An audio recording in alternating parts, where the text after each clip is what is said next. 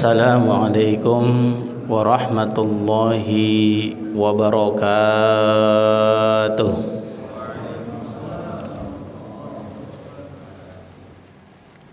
Alhamdulillah wassalatu wassalamu ala Rasulillah wa ala alihi wa sahbihi wa mawalah.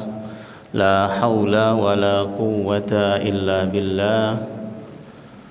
Subhanaka la ilma lana illa ma 'allamtana innaka antal alimul hakim. Rabbi shrah li sadri wa yassir li amri wa hlul 'uqdatan min lisani yafqahu qawli. Allahumma anfa'na bima 'allamtana wa 'allimna ma yanfa'una wa zidna ilma waj'alna minas salihin. Amin ya rabbal alamin. Puji syukur pada pagi hari ini kita panjatkan kepada Allah Subhanahu wa taala, karena pada pagi hari ini Allah sampaikan umur kita sehingga kita dapat melaksanakan kewajiban kita, yaitu salat subuh berjamaah. Salawat teriring salam semoga selalu tercurahkan kepada junjungan panutan baginda Rasulullah sallallahu alaihi wasallam beserta keluarganya, para sahabatnya, serta kita yang mengaku sebagai umatnya, berharap mendapatkan syafaatnya nanti di yaumil qiyamah. Amin ya rabbal alamin. Bapak-bapak, ibu-ibu, jamaah kajian subuh yang dirahmati oleh Allah Subhanahu wa taala. Bagaimana Bapak Ibu, kabarnya sehat semua? Alhamdulillah Pak ya. Ini kesempatan saya kembali untuk bertatap muka kepada Bapak Ibu semua. Masih ingat wajah saya, Pak? Alhamdulillah, saya juga masih ingat sama Bapak-bapak. Pak yang sebelah kanan saya istiqomah duduknya di sini nih dari dulu sampai sekarang. Alhamdulillah. Posisinya seperti posisi yang dulu Pak ya. Iya betul persis. Cuma hari dan waktunya yang berbeda ini. Persis seperti ini. Baik, Bapak Ibu jamaah kajian subuh yang dirahmati Allah. Tema kita pada kali ini adalah ada 4 golongan manusia dalam kehidupan ini. Dimanapun kita berada,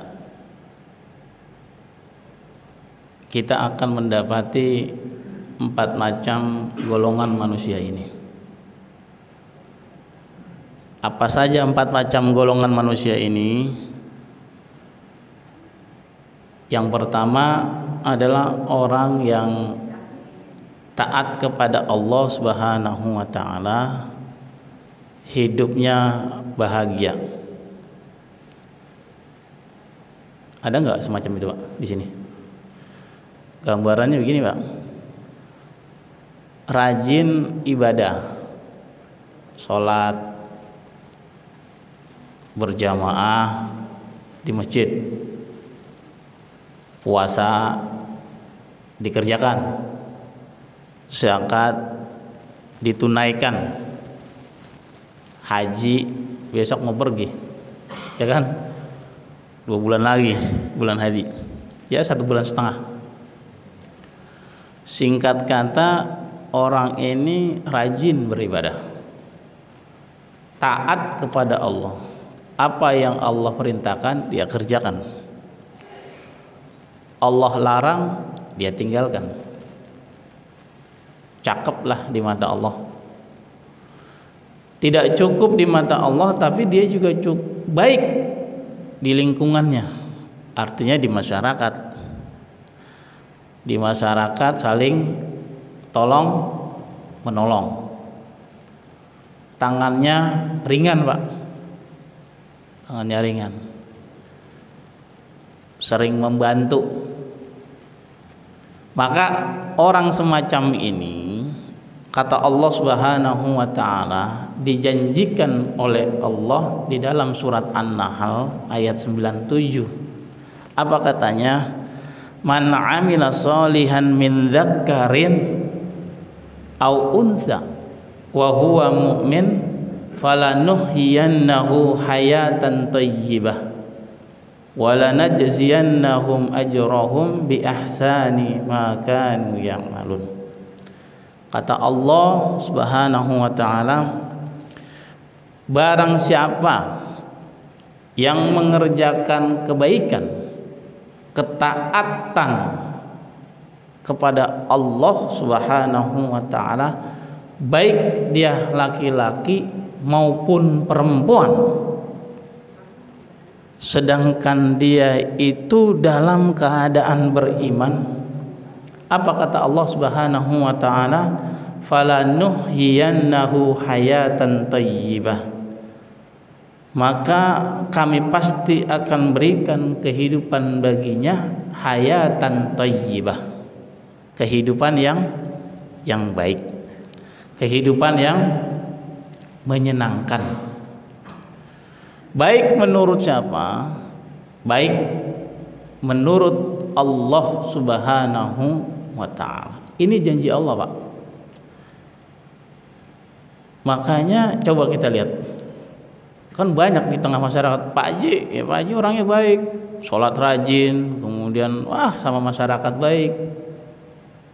Kata Allah, dijanjikan orang semacam ini hidupnya baik. Baik dari segi apa? Ya kalau ukuran kita kan baik relatif, Pak ya. Bisa jadi baik banyak duitnya, kan begitu. Bisa jadi anaknya sukses. Bisa jadi badannya sehat, kan begitu. Sehingga masalah-masalah kehidupan ini seakan-akan mudah saja buat orang semacam ini. Gampang aja kalau bahasa kita mah. Kalau pengen pergi, mobil ada. Kalau pengen umroh, duitnya ada. Mau haji, walaupun lama nunggunya, ada duitnya. Anaknya pada sukses, Pak. Karirnya, waduh, luar biasa. Emang udah janji Allah, Allah akan jadikan orang semacam ini hidupnya hayatan thayyibah, hidupnya baik. Apa cukup, Pak, balasan Allah di dunia? Tidak. Allah akan membalas orang semacam ini tidak hanya di dunia. Di ayat kelanjutannya kata Allah Subhanahu wa taala, wala najziyannahum ajrahum bi ahsani ma kanu ya'malun. Dan kami, kata Allah, akan berikan balasan kepadanya dengan pahala yang lebih baik daripada apa yang mereka selalu kerjakan. Menurut Bapak, pahala yang paling terbaik saat kita mati itu apa kira-kira? Pahala itu kan balasan, Pak ya, kebaikan, apa namanya, balasan kebaikan. Pahala itu apa? Pahala itu yang terbaik saat kita dipanggil oleh Allah. Pilihannya dua, surga dan neraka, tapi Allah berikan kita pahala terbaik, kita dimasukkan oleh Allah ke dalam surganya. Inilah pahala yang terbaik, jamaah yang dirahmati oleh Allah. Tidak mungkin ini adalah sesuatu yang kita impi-impikan, surga. Oh, kalau begitu menang banyak nih orang ini. Udah di dunianya hidupnya dibuat baik, di akhirat juga baik. Mau kita begitu, Bapak-bapak? Masalahnya, Pak, jadi orang baik itu nggak semudah ngomong, ya Pak ya. Orang rajin ibadah itu nggak semudah orang ngomong. Orang berbuat baik kepada manusia nggak semudah juga seperti kita ngomong. Memang butuh proses jadi orang baik itu. Jadi orang taat itu butuh proses. Nah, ini dia yang pertama, adalah orang yang taat kepada Allah, hidupnya dibuat baik. Lalu kita akan mendapati golongan yang kedua. Apa tuh? Orang yang taat kepada Allah, hidupnya menderita. Jadi kebalikannya. Ada nggak orang semacam ini di Silvi? Orangnya rajin Pak ibadah, tapi blangsak hidupnya. Ada banyak. Kalau bahasa sini kan blangsak. Sengsara kalau bahasanya. Kok bisa Pak rajin ibadah tapi hidupnya susah? Ya banyak. Jangan dibayangkan orang rajin ibadah hidupnya baik aja. Belum tentu. Nah, kalau semacam ini kita dapati, maka ada dua kemungkinan. Kemungkinan yang pertama, Allah sayang kepada hamba tersebut. Karena Allah sayang, Allah cinta kepada hamba tersebut, maka Allah uji dia. Diuji dengan ketidaknyamanan, ketidakenakan.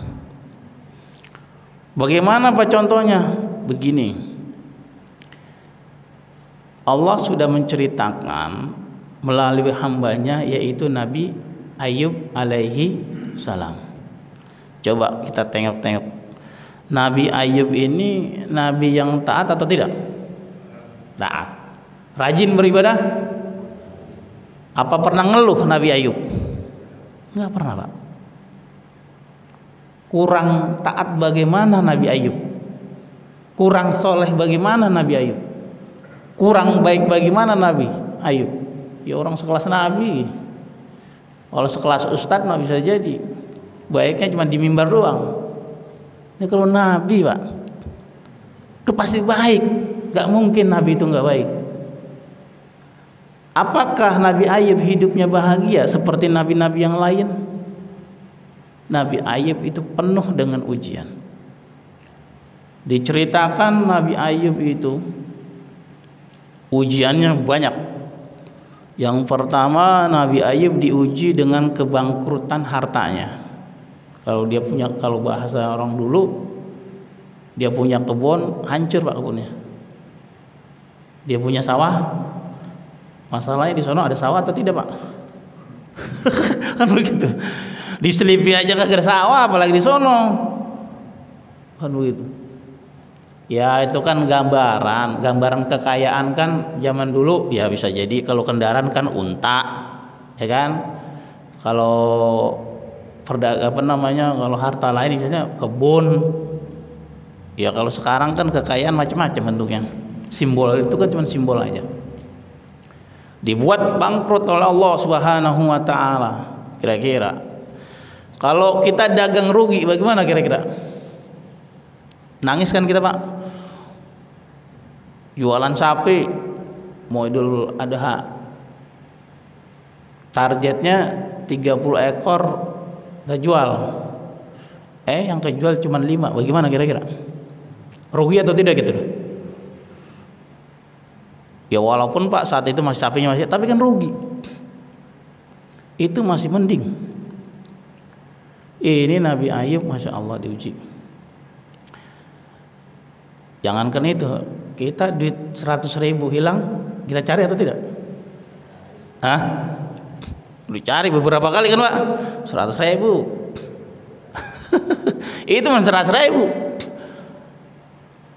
Wah, salah transfer Pak ini Pak, karena namanya sama. Saya pernah pengalaman Pak. Jadi ada teman saya, rupanya teman saya itu dulu nitip buku ke saya. Pak, kata teman saya, antum kirim buku ya, nanti anak transfer. Ditransfer. Setelah ditransfer, disimpan nomor saya, nomor rekening. Ternyata adiknya yang di Bima pulang kampung, yang di kampung itu minta duit sama abangnya. Bang, saya butuh duit 1 juta. Kemudian ditransfer lah itu. Maksud si teman saya itu Dia mau transfer adiknya. Rupanya Pak, adiknya sama. Namanya sama-sama Jamaluddin. Yang ditransfer saya. Tuh. Akhirnya tuh salah transfer. Cepat-cepat dia konfirmasi. Itu yang namanya harta ya begitu. Apalagi kita diuji dengan kemiskinan, Masya Allah. Tidak cukup Nabi Ayub diuji dengan seperti itu. Kemudian Nabi Ayub juga diuji dengan anaknya, diwafatkan oleh Allah Subhanahu wa ta'ala. Kira-kira Bapak Ibu, kalau anaknya meninggal sedih atau tidak? Pasti Pak ya. Kalau Bapak punya anak 5, meninggal 1, masih mending. Masalahnya kalau anaknya cuma 1 meninggal, gimana kira-kira? Bapak bisa bikin cabang lagi kalau begitu. Ya kan? Ya kan? Repot Pak. Anak harapan hidup kita, pewaris ya kan kebaikan kita, meninggal umpamanya. Kan itu sedih. Padahal bukan kurang-kurang kita rajin ibadah, tetap aja kena. Lalu apalagi? Nah, yang kita kenal dengan Nabi Ayub diuji dengan apa? Penyakit kulit. Semacam bagaimana itu ya penyakit kulit itu? Ada yang bilang penyakit kusta. Gambaran umumnya penyakit kulit yang menjijikan, yang kalau bahasanya apa namanya, setiap noktah yang ada di kulitnya itu mengeluarkan nanah. Bisa dibayangkan kira-kira, menjijikan Pak ya. Kita punya koreng aja di sini, enak nggak kira-kira? Udah risau kita itu. Apalagi yang punya koreng udah punya diabetes. Waduh, repot ini Pak. Nah, la ilaha illallah. Pak, jangankan koreng, panu di pipi bagaimana Pak kira-kira Pak? Malu kan kita? Malu. Nabi Ayub ini ya Allah Rabbi, diuji dengan penyakit yang begitu menjijikan, sampai dikisahkan hampir-hampir istrinya hampir-hampir meninggalkannya. Ya karena luar biasanya tuh penyakit. Waktu itu belum ada rumah sakit Pelni. Mau dirujuk ke Cipto apalagi, agak ada, kejauhan lagi. Kalaupun ada juga kejauhan, dari sono ke Cipto. Loh, agak ada rumah sakit Selvi ada Pak di sini Pak? Ada ya? Agak ada penyakit gerobo. Nah, tapi apakah Nabi Ayub mengeluh dengan ujian itu?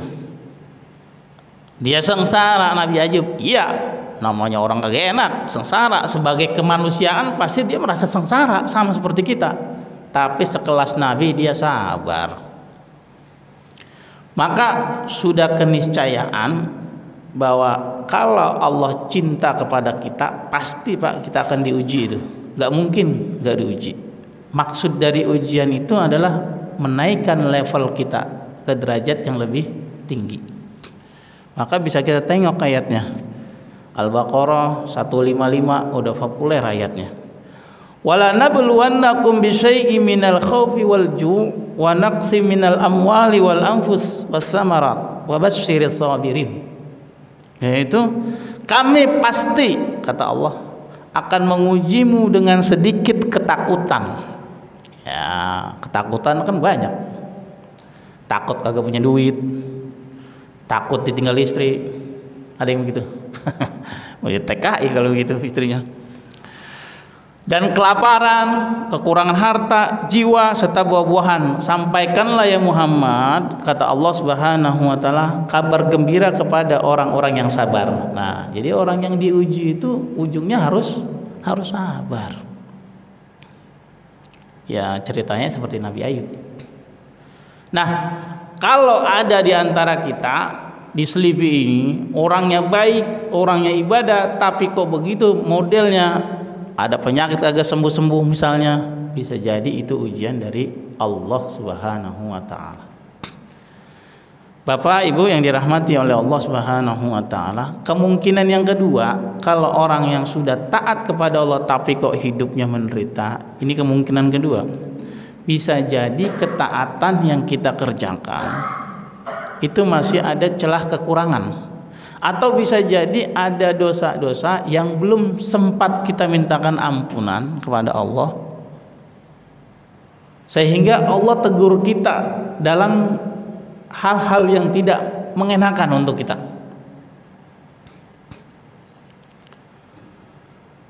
Apa dalilnya? Kata Allah Subhanahu wa taala di surat As-Sajdah, "Walanudhiqannahum minal adzabil adna dunal adzabil akbar la'allahum yarji'un." Kami pasti akan menimpakan kepada mereka sebagian, maksudnya enggak semua, kecil, azab yang dekat, yakni di dunia, sebelum azab yang lebih besar di akhirat, agar mereka la'allahum yarji'un, agar mereka kembali kepada Allah Subhanahu wa taala. Gampangannya gini, Pak. Kita kalau lagi banyak duit, kira-kira rajin gak ibadah? Umumnya aja, Bu. Rajin kalau di sini, Pak. Tapi Pak, kalau di tempat saya Jatiwaringin, orang biasanya kalau lagi banyak duit malas Pak ibadah biasanya. Ya kan? Adanya agak lengah. Tapi kalau dia lagi di PHK, agak punya duit, siapa yang dicari? Mau nggak dia ke masjid? Mau. Karena yang dilihat susahnya, dia mau cari jalan keluar ini. Begitu Pak kadang-kadang. Ini maksud Allah, kalau bahasa kita, anak kasih ente shock terapi sedikit deh, biar ente lurus lagi gitu Pak. Tuh begitu rasanya. Nah itulah kemungkinan yang kedua. Bapak dan Ibu jamaah yang dirahmati oleh Allah Subhanahu wa taala, lalu kita akan mendapati golongan yang ketiga. Apa itu? Orang yang bermaksiat kepada Allah Subhanahu wa taala hidupnya bahagia. Kok bisa, Pak? Ya bisa. Coba aja di lingkungan.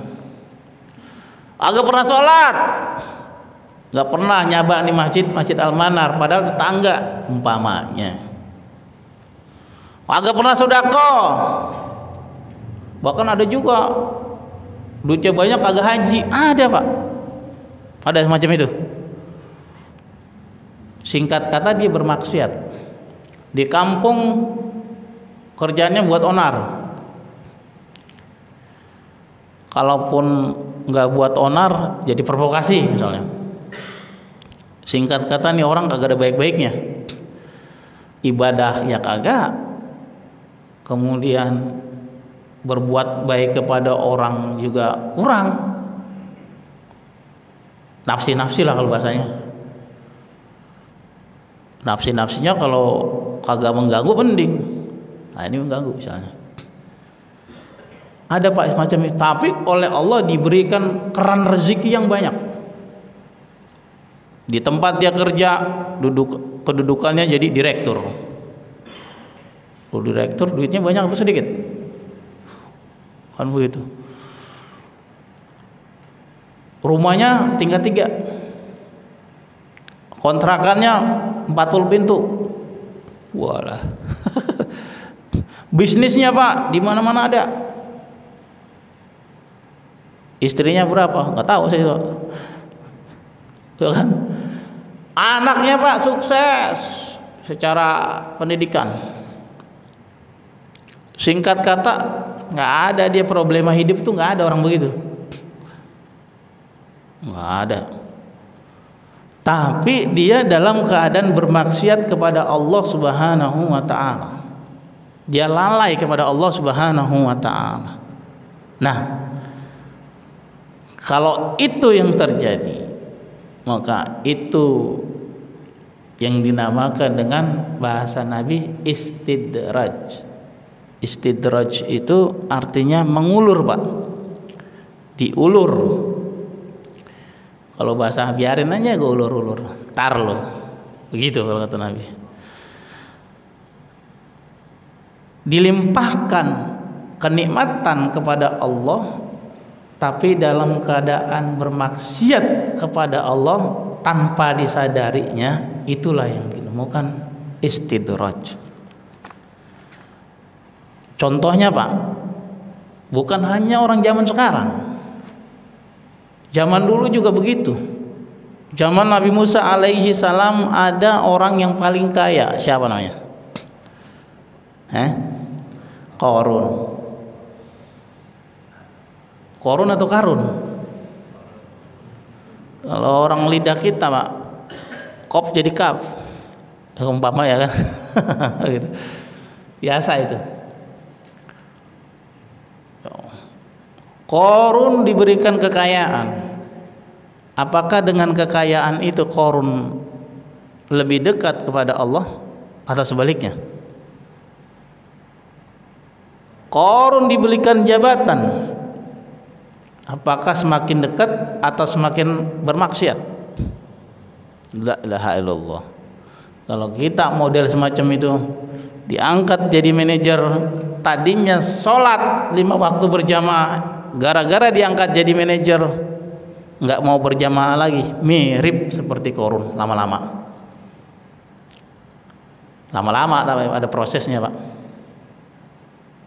Begitu diangkat karirnya oleh Allah, tahajud nggak pernah dikerjakan, ya buat apaan, Pak?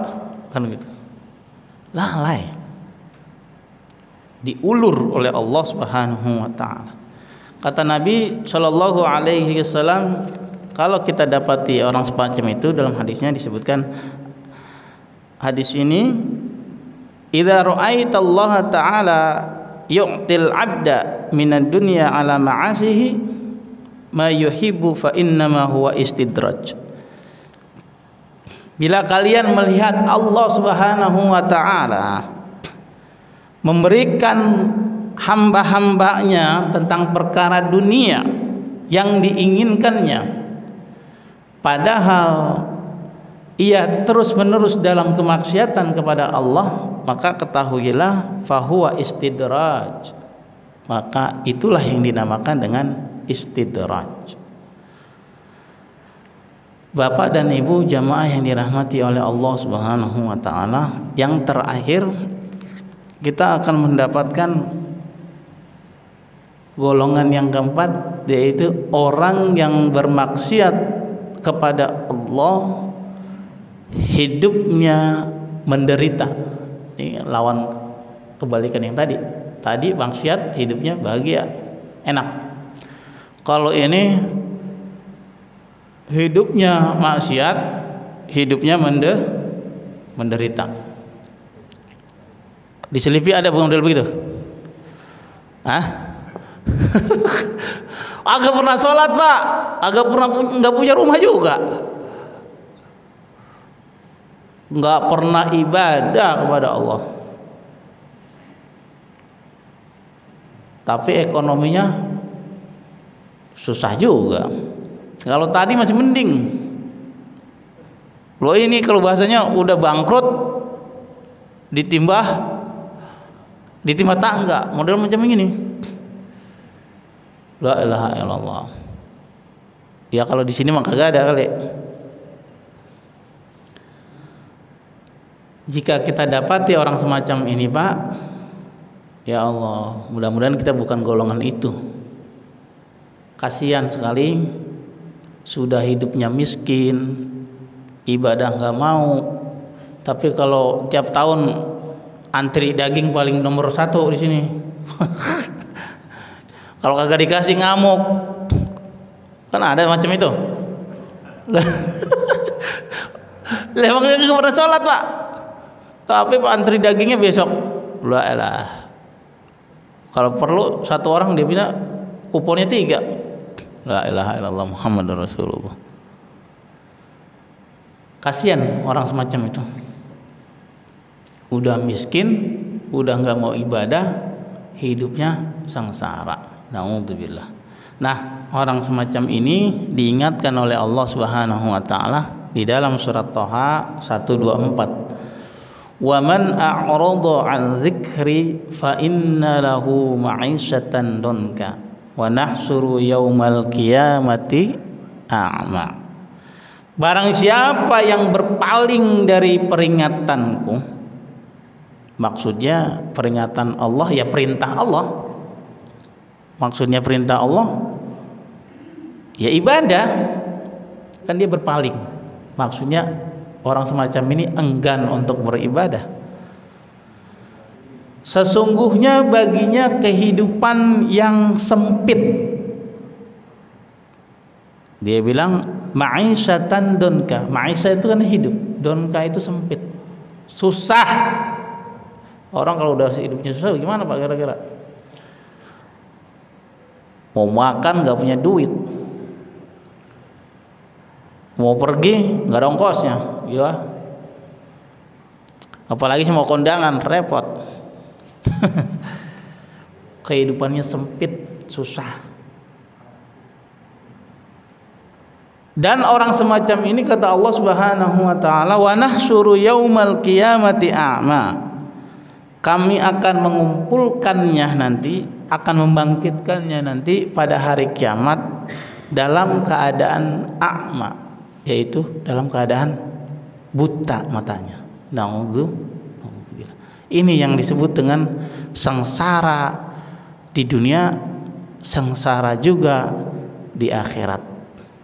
Nah, dari 4 itu kira-kira kita mau yang mana kira-kira?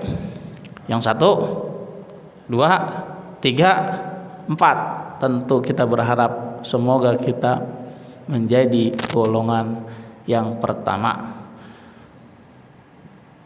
Kita taat kepada Allah, maka Allah akan berikan kita kehidupan yang baik. Baik Bapak dan Ibu, demikianlah kuliah subuh yang dapat saya sampaikan pada kesempatan pagi ini. Mudah-mudahan ada manfaatnya. Apakah ada yang mau disampaikan atau bisa ada pertanyaan?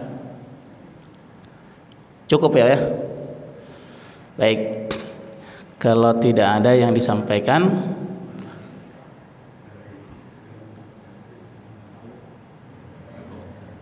cukup. Baik, mari kita cukupkan ta'lim ini dengan baca kafaratul majlis. Subhanakallahumma wa bihamdika asyhadu an la ilaha illa anta astaghfiruka wa atubu ilaik. Assalamualaikum warahmatullahi wabarakatuh.